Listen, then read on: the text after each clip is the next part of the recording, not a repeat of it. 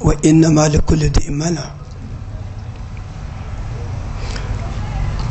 ba kamar ɗaha khairul anam duniya har da darussalam ba kamar ɗaha khairul anam duniya har da darussalam nai salati ga ɗan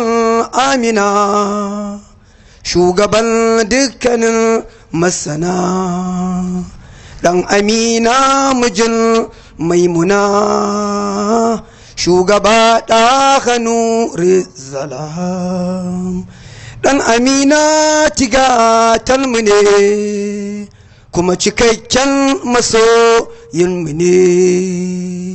rinƙiya mamace cinmu ne ko da gyara a wannan kalam babu daɗi cikin nasabi yau a ce ga maki annabi namiji ko komai kallabi rayuwar za ka ganta daban mustapha til yana jinjiri rabiyai mar'adan zahiri ya shigo duniya ɗahiri tambarin ɗaukakar islam rayuwa ta manzan Allah ce a bar kwatancen kowa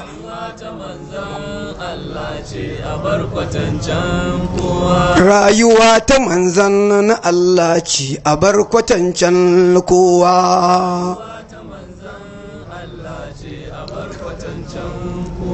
godiya ga Allah sarki mai isa da ƙarfin mulki jalla mai cikakken tsarki rabbi mahalicin kowa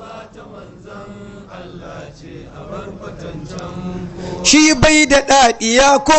jika ya buwaya ba na shakka in ya so hani ko baka babu wani mai karewa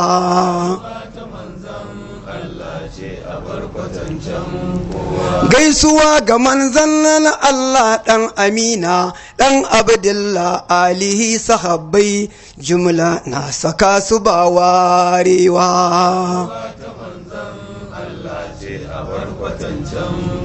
rayuwa mafi can tsabta sai ta ɗaha baban binta kwaikwayo mafi inganta na ga Mustapha mai baiwa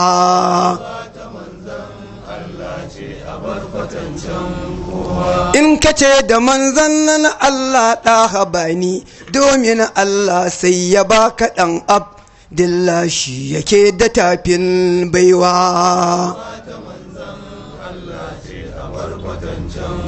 shi ko ruwa idan zai sha shi ɗan amina baya nishi sai ya kau da numfa shi da rasi yake koyarwa